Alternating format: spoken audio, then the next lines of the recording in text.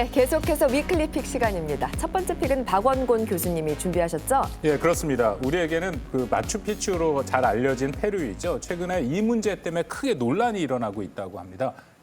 키워드부터 한번 보시겠습니다. 네, 페루에서 무슨 일이 발생한 걸까요? 바로 명품 시계 스캔들입니다. 스캔들은 좋은 게 아니에요. 예, 페루 대통령이 명품 시계 때문에 탄핵에 처해 있는 그런 어려운 상황이라고 합니다.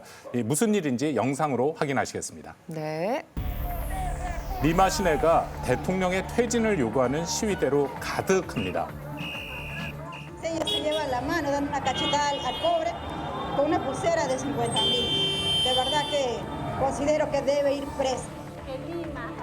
우리 돈으로 2천만 원에 달하는 고가의 시계를 찬 모습이 자주 목격된 것인데요.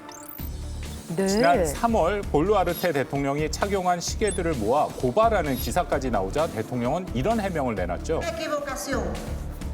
Haber aceptado en calidad de préstamo estos relojes que mi amigo Wilfredo Scorima, mi guayqui, mi hermano, me los haya prestado. Quizá en el... 곧 이를 풍자한 영상도 등장했습니다. 시계를 그냥 빌려줬다. 저렇게 비싼 시계를. 믿기 힘든 이야기네요. 결국 검찰은 지난달 29일 대통령 자택과 사무실 등을 압수수색했는데요. 네. 수색 결과 고가의 시계 15점 외에도 명품 액세서리가 추가로 발견되면서 여론은 더욱 악화됐습니다. 아, 그런 일이 있었군요. 이러니 민심이 들끓죠. Estos pendientes que me los he puesto hoy día y este collar, ¿saben de qué marca es? Unique. Estos pendientes que me los he puesto hoy día. 그대로 저렇게 흉내를 내서 패러디 영상이 나오네요. 이거 먹잇감이죠. Unique. 똑같이 말도 하고. 대통령의 명품 시계 스캔들이 페루 사회에 혼란을 불어오고 있습니다.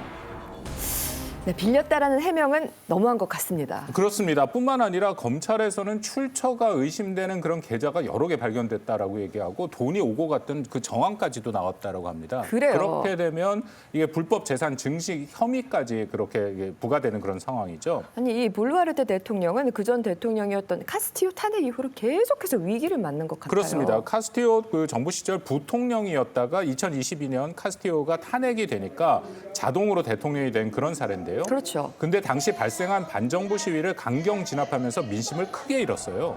부상자가 속출하고 시위대는 약 50명이나 사망을 했거든요. 이때 네. 지지율이 20% 내외로 페루 민심이 많이 돌아섰고 지금은 지지율이 불과 9%밖에 안 된다고 합니다. 9%. 그래서 라틴 아메리카에서 가장 인기 없는 대통령이다. 그런 별명까지 붙었다고 합니다. 한 자릿수니까 그 정도군요. 예, 제가 이번에 표를 좀 보니까 대통령 임기가 5년인데 지난 8년간 대통령이 6번이나 바뀌었더라고요. 진짜 혼란스러운 거죠. 예, 그만큼 이제 정치가 혼란스럽다는 얘기인데 이러면 자연스럽게 경제도 흔들릴 수밖에 없습니다. 그렇죠. 페루는 사실 광물 자원이 많아서 구리 같은 원자재 수출 중심의 경제 구조를 갖고 있는데 이 원자재가 경기 변동에는 굉장히 취약하거든요. 네. 그래서 페루 정부에서도 외국인 투자를 통해서 산업을 좀 다각화시키려고 하는데 문제는 정치 혼란이 발목을 잡는 거죠. 네네. 실제로 지난해 10월 페루에서 사업을 하는 대표자들에게 사업 성장을 제외하는 요인이 뭐냐 물었더니 가장 많이 나온 답이 정치 사회적 불안이었습니다. 정치 사회적 불안이었다. 상당히 의미심장한 대목입니다. 페루 대통령의 명품 시계 스캔들 첫 번째 픽이었고 두 번째 픽도 살펴볼게요. 이건 김영주 기자님이 준비하셨죠? 네, 야구공만한 크기의 그 1000캐럿짜리 다이아몬드가 나오는 나라, 아프리카의 심장이죠. 보츠와나에서 가져왔습니다. 키워드 확인하시죠. 네. 바로 코끼리 2만 마리입니다. 보츠와나에 코끼리가 그렇게 많이 사나 봐요. 네, 엄청 많다고 하는데요. 어떤 얘기인지 영상으로 확인하시죠. 아, 궁금합니다.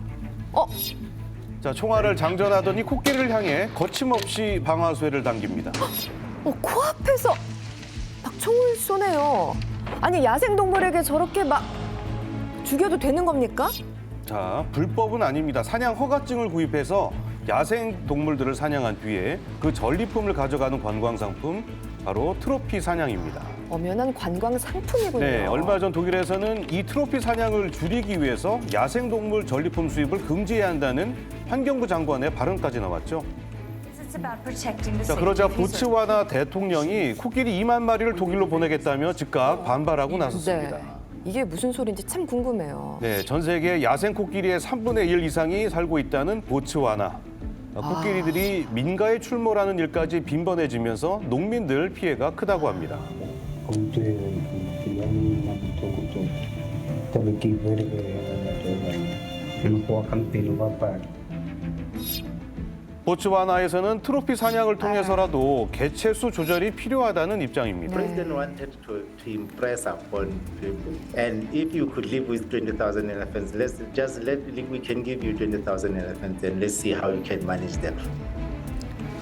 코끼리 2만 마리가 무슨 소린가 했습니다. 그러니까 보츠와나 대통령의 일종의 협박성 발언이었군요. 그만큼 코끼리가 많다 보니까 트로피 사냥을 허용해야 한다라는 거네요. 네, 그렇습니다. 그 보츠와나에서는 한 해에 그 약 3,400개 그 사냥 허가권을 발급해서 그 개체수 조절을 하고 있다는 이런 입장인데요. 네.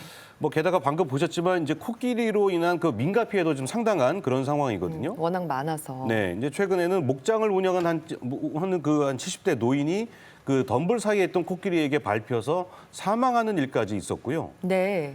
지난 10년간 코끼리로 인해서 사망한 숨진 사람이 67명에 이른다고 합니다. 아이고. 농작물 피해도 심각해서 그 농장 주변에 그 전류가 흐르는 펜스를 설치해서 그 코끼리의 접근을 막고 있는 그런 실정이라고 하는데요. 농민들 고민도 많은 것 같습니다. 그렇겠습니다. 피해가 많은데 박사님, 보츠와나가 원래 이렇게 코끼리가 많은 국가인가요? 저도 2012년에 보츠와나를 다녀온 적이 있는데요. 그때 당시 그 수도 가보론의 그 호텔에 보면은 네. 트로피 사냥과 관련된 이런 그 외국 관광객들이 굉장히 많이 있는 걸 제가 그래요. 봤었습니다. 예. 보츠와나가 그 다른 아프리카 나라들과 달리 내전도 없고 정치나 치안이 비교적 안정된 나라입니다. 야생동물에 대해서도 그 밀렵을 엄격히 금지하고 있습니다. 네. 그렇다 보니 짐바브웨나 나미비아 등 주변국에 있던 코끼리들이 밀립을 피해 보츠와나로 이제 많이 이동하는 것을 볼 수가 있습니다. 그렇군요. 또 오코방고 그 국립공원 같은 데는 코끼리가 서식하기 좋은 여러 가지 환경이 돼 있어서 보츠와나의 코끼리가 굉장히 급격하게 늘고 있는 시기입니다. 네, 네. 저는 뭐 여러 가지를 다 떠나서 야생동물을 사냥하는 그 트로피 사냥이라는 것이 21세기에 이게 합법이어서 엄연한 합법이어서 좀 충격을 받았어요. 예, 트로피 사냥은 사실 아프리카에서는 오래된 합법적인 하나의 그 관광 산업으로 자리를 잡고 있습니다. 네. 사냥 한 번에 약 5만 달러, 우리 돈으로 약 7천만 원에 이를 정도로 고가 상품, 관광 상품이다 보니 그 남부 아프리카 지역의 그 많은 국가들이 트로피 사냥으로 연간 약 3억 4천만 달러 이상을 벌어들이고 있고 네. 또 17,000여 개의 그 일자리 창출 효과도 있다 보니 이 아프리카 많은 국가들이 이 트로피 사냥을 포기하지 못하고 있는 상황입니다. 그렇겠습니다. 큰 소득원이 되니까요. 근데 아이러니한 게 야생동물 보호에 누구보다 앞장서는 서구권 국가들이 이 트로피 사냥의 주요 고객이라는 거죠. 사냥하는 사람들이. 그렇습니다. 1등이 미국이고 2등이 독일인데요. 네. 그만큼 사냥한 야생동물들 머리를 잘라서 박제하거나 아유. 가죽이나 상아 뼈 등을 가공한 트로피 제품 수입도 많이 하거든요. 네. 근데 문제는 워낙 수요가 많다 보니까 이번에 트로피 사냥 단위 금지 얘기가 나오는 독일 같은 경우에도 막상 규제법을 현실화하기는 매우 어렵다고 합니다. 참 앞뒤가 맞지 않는 모순덩어리와 같은 그런 이야기네요.